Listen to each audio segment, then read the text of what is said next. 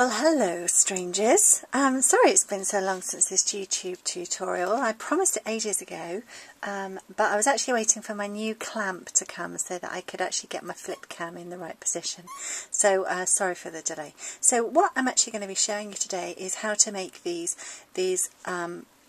flowers here using the crystal effects from Stampin' Up, which give it a real sense of dimension, but what's lovely is that you can curl and twist them to mould to the shape that you want to make. So that's the card that we're going to make, and what I've used is this stamp here from Stampin' Up. It's a lovely flower design.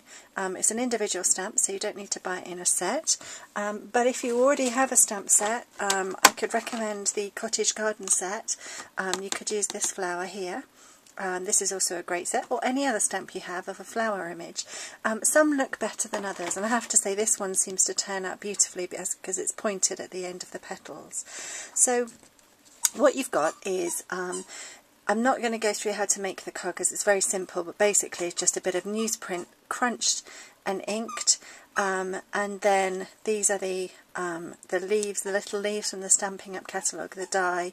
That also is the tag from the Stampin' Up catalogue, and the oval. Excuse the squeaking, Pippi's got a new toy. So I'm just going to set that down just there and just show you how I got the flower with the two-tone effect, which is just a rock and roll technique, which you may have seen before. So when you're using the rock and roll technique, you always use the lightest colour ink first and then the darker colour second. So you want to ink up your stamp nice and heavy in the lighter colour first, and then you want to take it to the darker colour, let's see if I can show you, and at a 45-degree angle like this, you want to just twist it in a circular motion like that, just so you're going to catch the edges. And then if you turn it over, you can actually see where the darker ink is. So if I've missed a spot, or I've not done it enough, or if I've done it too much, I could clean and start again. And then I just stamp it onto a bit of very vanilla, pressing down really hard to get the nice colour definition going, and then you'll get the two-tone image. So what you then need to do is hand cut around it. Stampin' Up don't sell a punch to hand cut around this flower. So if you have a design that you can punch around, by all means do that. And now you need to hand cut around that image, and you will be left with an image like this. Then you're going to need to use the crystal effects. I love this product, and I have to say other people have used this technique with another product on the market which I think is very, very similar. You all probably know which product I'm referring to, but someone else used it and they found that it cracked. So I'm a real advocate of crystal effects. This is a brand new one, so I want to just show you. Nip off the end, and this is the lid that goes on the top. A lot of people try and snip through the lid, and a lot of people say that their glue dries in the spout and it's hard to use. So a little tip: snip off the end, put the lid on, and I keep mine stored upside down, and then you'll never need to put a little pin in or unblock it. It's just ready to go. The glue is in the spout the whole time. And then what you want to do is you want to go to the middle of your flower. I'm going to zoom in a fraction. Okay, you want to go to the middle of your flower and do a squish out, just get it going. Actually, what you need to do first, because this is a new one I'd forgotten, there is a little seal. So remove that. Let's put that over there. And then you'll find it will start. So don't press too hard because it's going to come flooding out. Depends how big the end is you've put on the end of your crystal effects. Don't show me up here, Mr. Crystal Effects. It's a brand new one. Okay, perhaps I haven't nipped off enough. Goodness. Okay, there we go.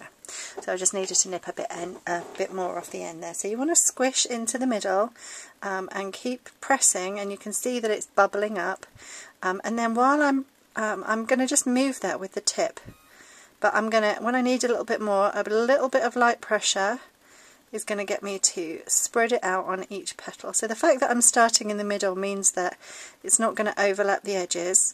You can always do this on a bit of greaseproof paper or something if you're worried it's going to stick to your grid paper, but it tends to want to not go over the edge as long as you don't press too hard. So it tends to want to sort of go up to the edge and then hold itself to stop it going over the edge, which is perfect.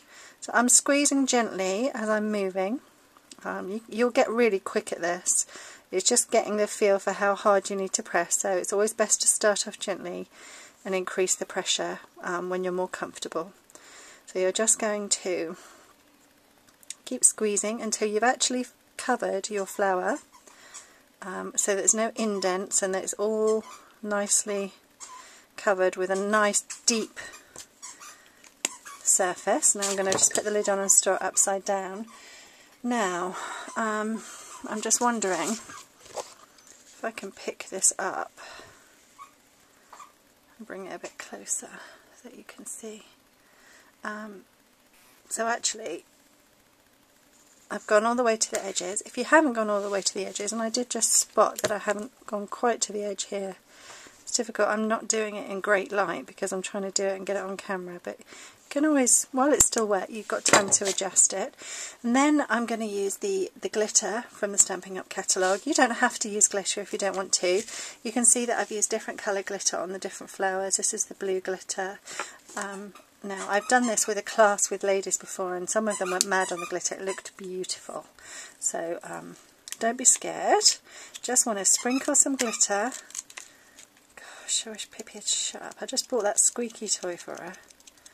Just given it to her to, well, it's like a child, to quieten her down while I'm doing this. So now she can't stop squeaking it. So I'm just going to sprinkle the glitter all over my flower.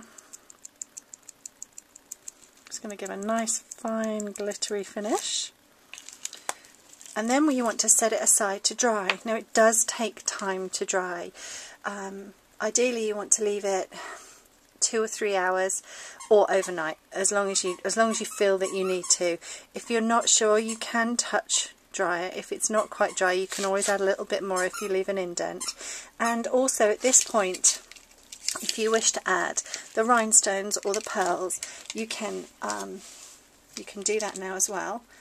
So I tend to try and get a pearl in my tweezers and try and drop them in, because all I would say is if you get your crystal effects on your tweezers, you need to get it wiped off pretty sharpish before it creates a nice sticky end to your tweezers, which is not always what you want, and it might change the fine tip. Oh, it's stuck to my finger now. Sorry, I'm just trying to get this pearl off.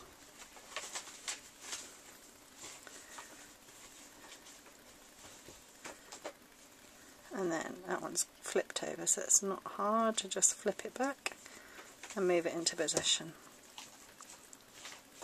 Like that. Make sure you wipe off the ends of your tips of your tweezers, and then you want to set that aside to dry. Okay, so I'm just going to move that, and then while I've been I've already done one because for speed, and this is one that I've dried. It's dried really well, and it does have some flexibility in it. So at this point you need to find a tool. I tend to use my paper piercing tool or my pricking tool or a knitting needle, a very fine knitting needle. Just want a fine edge, and you want to get the edge of your flower and you want to curl it, and you'll find that it does curl. It curls beautifully. So you want to turn it and curl it as much as you want, whichever way you want it to go. And you want to get it nice and curled, which will give it some definition and make it look all raised and pretty. Some dimensionals on the back, and then stick that onto your card, and it just gives a really nice raised effect. You can make loads of them. I first used them when I made this shutter album, just as a little embellishment into the corner here, which is lovely. And then I also did some smaller ones inside the shutter album using the cottage garden flower as well. I was really pleased with how they came out. So I know that this is really popular when I held my retreat, this technique, so go ahead and give it a try, and I hope you enjoy it. Thanks for watching. Alright, bye bye.